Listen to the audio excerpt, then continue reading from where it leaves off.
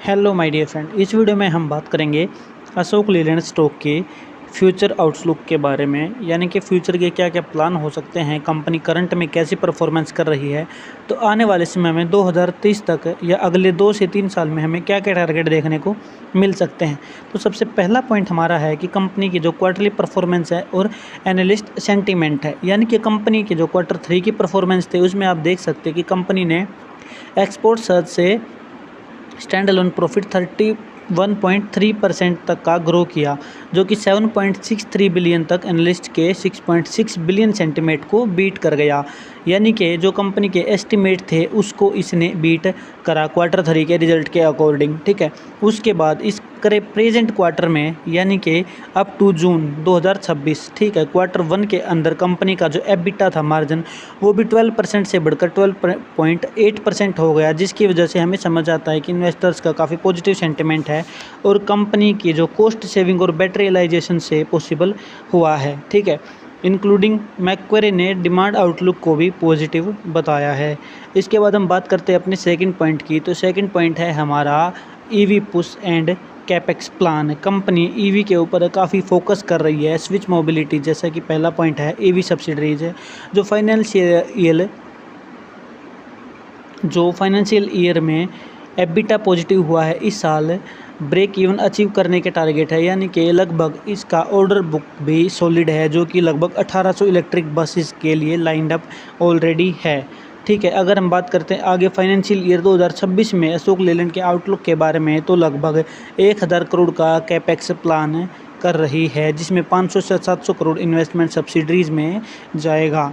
इसके अलावा मैंने आपको बताया कि कंपनी की जो फोकस है वो ईवीज़ के ऊपर है। इसके साथ साथ कंपनी का फोकस है डिफेंस ऑर्डर पर भी है। डिफेंस बिजनेस 2 से 3 सालों में डबल करने के साइन मिल रहे हैं, यानी कि कंपनी डिफेंस सेक्टर में काफ़ी इंटरेस्ट दिखा रही है। जैसा कि अभी रिसेंट वार की वजह से काफ़ी जो कुछ लेसन लर्न हुए हैं, जिसमें मैसेज मिला है कंट्रीज़ को कि उन्हें क्या करना चाहिए आगे चल के, तो वो डिफेंस सेक्टर के ऊपर काफ़ी फोकस कर रहे हैं।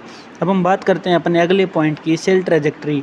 ठीक है, तो जुलाई 2025 के डाटा के मुताबिक total sale 8% year on year grow करते हुए 15,064 यूनिट तक पहुंचे है। डोमेस्टिक सेल में 4% का बूस्ट रहा है। ठीक है, अगर हम अब बात करें अपने लास्ट पॉइंट की, long term forecast and valuation की, तो यहाँ पर वॉलेट इन्वेस्टर्स का प्रोजेक्शन है कि 2030 तक अशोक लीलैंड का शेयर 271 तक पहुंच सकता है, 132% रिटर्न के साथ आने वाले 5 साल के अंदर। टेक्निकल एनालिसिस के अकॉर्डिंग अगर हम बात करें फ्यूचर में क्या टारगेट मिल सकते हैं, तो मैंने यहाँ पर एक पैरेलल जोन ड्रा किया है।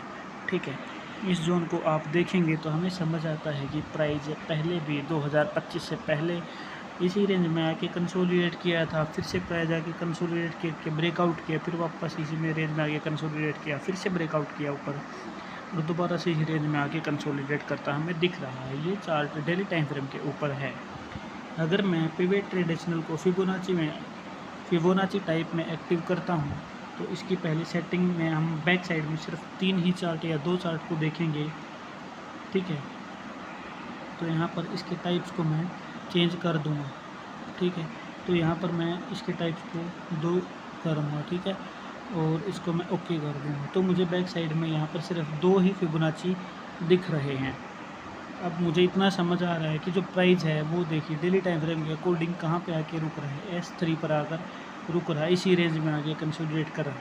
तो अब आगे के टारगेट अगर इस मंथ के एंड तक की बात करें तो वापस प्राइस ऊपर जाता है, तो 122 और 125 के 2 टारगेट हमें यहाँ पर दिख रही है। वहीं पर अगर हम इसको वीकली टाइम फ्रेम में चेंज करते हैं तो हमें थोड़े बड़े टारगेट देखने को मिलेंगे, जो कि इस साल के लास्ट तक रहेंगे। ठीक है, तो यहाँ पर मुझे समझ आता है कि अगर प्राइस यहीं से वापस ऊपर जाएगा तो प्रीवियस हाई तक जा सकता है R1, जैसा कि पहले प्राइस जाके इस R1 पे रुका है, तो प्राइस जो है संभावना बहुत कम है 127 तक जाने की, लेकिन फिर भी पॉसिबिलिटीज़ रहेंगी कि प्राइस 127 तक चला जाएगा।